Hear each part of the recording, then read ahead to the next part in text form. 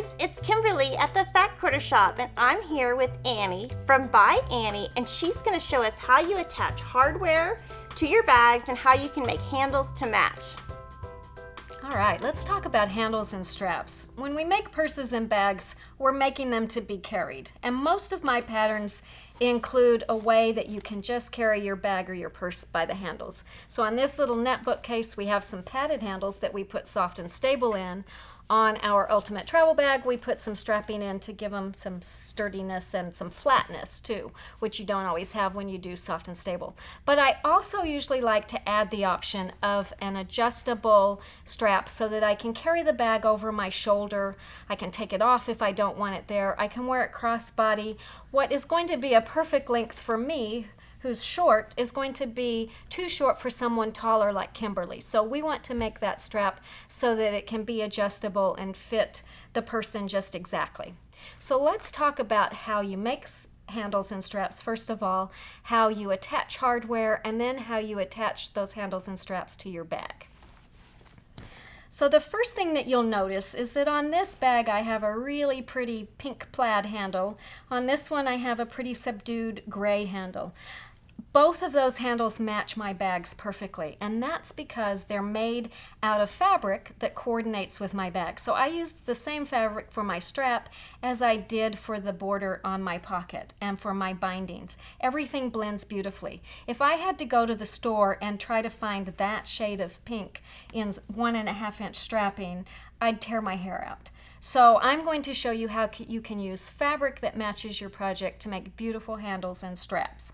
So we're going to start by making the handles for this bag. And the first thing that you're going to do is cut your fabric to the width that's specified in the pattern. And the pattern's going to tell you the exact width that you need and the exact length that you need for each part. So you're going to have one length for your carrying strap. You're going to have a different length for the carrying strap tab that's used to attach it to the bag. Each one of those is listed separately. You're going to take that piece of fabric, bring it together with your right sides together, line your raw edges up, and sew a 1/4 inch seam down the side. And then you're going to press that seam open, and we're going to turn it right side out and then put some strapping in. I've got a couple of little tips for turning it that make that really simple and easy. And one of them involves something that all of us have in our sewing room. Another involves a special tool that is a tool that you definitely want to have. It's not an expensive tool, and you'll use it over and over, and it will make your life so simple and easy. So let's start with the thing that we all have in our sewing room, and that is a piece of selvage. As quilters, we know that we have to cut the selvage edge off of our fabric because it's much more tightly woven, and our fabric's going to wear differently on that than it does in the regular parts. So we cut our selvage edges off, and lots of people save those and make fun things with them. I save them and I use them for turning straps and handles. So I try to cut one fairly long so that I can make any length of strap that I need. Basically what you're going to do with that is when you fold your fabric in half with your right sides together, you're going to put your selvage strip inside so that it's lined up along the fold, which you can see I've done here. So I folded my fabric in half, I put my selvage strip right inside, here it is coming out the other end, and I lined it up on the side where the fold is so that when I sewed my 1/4 inch seam I didn't catch it in there. Then I'm going to press my seam open, and I like to press this so that I'm only pressing the seam. I'm not pressing sharp creases over here. So I just lay this on my board and I press one side. If you want, you can flip it over and press that side again, but I usually just do the one side and call that good. Now we're ready to turn this right side out. And if you've got your selvage strip, it's strong, it's not going to pull out. You've sewn across the end here. You get it started down here, and you just pull on your fabric to get it kind of going over the end of your selvage strip. Sometimes that's the hardest part, is getting it so it's not all balled up here on the end. But we're just going to pull, pull, pull, and there we've got our strip turned right side out. Quick, simple, and easy to do. Now another way to do this, and a method that's nice when you've got really long strips, is using a special tool called a turning tool. And this is the quick turn tool. There's lots of different types. These come with 3 different sizes. This one is small enough that you could turn spaghetti straps, medium-sized straps. This is the largest one, and it's the one I usually use. And I just slide this inside my tube, and then I want to have about 2 inches of fabric down here.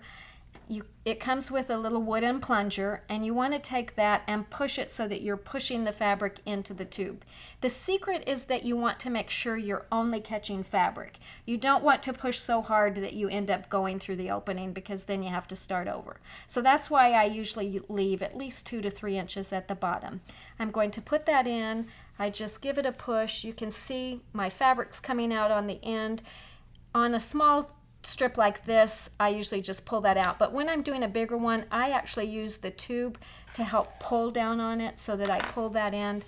The plunger helps push it out, and there I've got that strip turned in half. So either way it works. Turning it right side out is super easy with your selvage strip or your turning tool. Once you've got your strip turned, or your handle turned right side out, then you're going to press it in half nicely. So we're going to center our seam right down the back. We're going to press that, and this is going to be the right side of our strap. Now, if we put this onto our bag just as it is, we'd have kind of wimpy handles. And especially when we go to add our hardware on here, if we didn't put some kind of a reinforcement in here, when we put our hardware on here and carried our bag, our hardware would twist like this, and we would have kind of a mess. So we want to put something in here to stabilize this and reinforce that, and I like to use Polypro strapping. I stock it just in black and white so that I'm not worrying about colors, because I'm always covering it with fabric, so I pick that whatever matches with my fabric.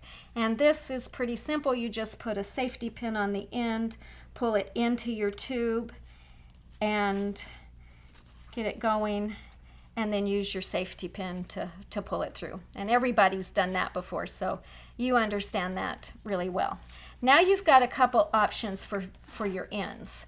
On the little straps that attach the D-rings to my bag, I can just leave those straps raw. I don't need to do anything special to turn those under, because they're going to be hidden down under my pocket and in the bottom of my bag.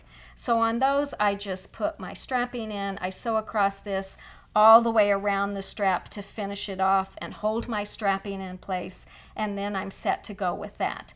One thing that I do in my patterns is I always cut my strapping a little bit shorter than the fabric so that the strapping doesn't go all the way to the bottom, because that reduces the bulk in my seams when I sew my bag together. The most important place where you want it is up here at the top, so that your hardware stays in place nicely. It doesn't need to go all the way to the bottom. Now let's say we want to do that carrying strap, and we're going to use it to attach to hardware. We need to do something special on the ends of that, because we don't want to have to try to turn this over and turn that over to finish our ends. So what I like to do is turn my ends to the inside before I do my stitching around the outside. And that's really easy to do with my stiletto. I just take my fabric, I fold it over my strapping, push the other sides in, and then I've got a nice finished end on that end. And I'm ready to attach my strap, or my hardware to my strap. So here we've got a strap all ready to go. We've got our ends finished. We've done our stitching 1/8 of an inch from the edge all the way around the strap, and now we're ready to attach our hardware to make our handle adjustable. And we've got some options here. We've got nickel hardware, we've got brass hardware, and we've got different types of hardware. The swivel hooks are what you're going to use to attach the strap to your bag and also detach it. You also need a slider, which enables you to make your strap adjustable, and then you need something to attach to the bag that your swivel hooks will clip onto. And you've got a couple options here. These are some really fun new little hardware that we have that are called triangle rings. And I love these because this part attaches the strap to the bag, and then the swivel hook clips on this, and it keeps it right in the middle all the time, so your bag hangs really nice and evenly. You can also do D-rings, and those work really well because your strap just hangs up there. But to do the strap, what we're going to do is begin by attaching our slider. And I'm going to use the nickel because I think it will be easiest to see up against our gray fabric. So if you look at your slider, and you want to get a wide mouth slider because it's extra wide, and the Fat Quarter Shop is going to have all these specific for the pattern, so you'll get exactly what you need. But you're going to see that's got a lot of openings, so you can put a double layer through this and it's going to move. But you're going to see that there's a little bit of a curve when it's right side up. If I turn this over, you're going to see it curves down. So you want to make sure it's right side up with the curve going up. And then you want to make sure that your strap is wrong side up. So you want to see the seam side up on your strap. And we're going to come up into one of the holes of the slider. We're going to go over the middle post. We're going to fold this over, an inch and a half or so, and then we're going to sew that in place.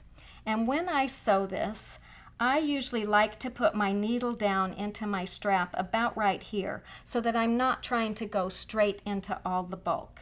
And I'll put my needle down here, I'll come here, I'll stitch to maybe a 1/4 inch to a 1/2 inch away from this. If you get too close to this, your foot's going to hit it. So you're going to go about to right there, then I'll stitch across, I'll come to here, I'll stitch across here, and then I do a little X in here to reinforce it, and then I finish stitching off into the single layer of the handle. So we're going to attach that end. We're going to assume we've got it sewn. Our Wonder Clip's going to hold it in place. And then we're going to come to the other end of our strap. Again, we want to make sure we've got it seam side up, and we're going to insert that into one of our swivel hooks. So we're going to come from underneath into the opening of our swivel hook, and then we're going to fold our strapping over, and again, we've got seam side up here, but now we've got seam side down here, so all our seams are going to be hidden on the inside. We're coming back through the first hole, over the middle post, down through the second hole,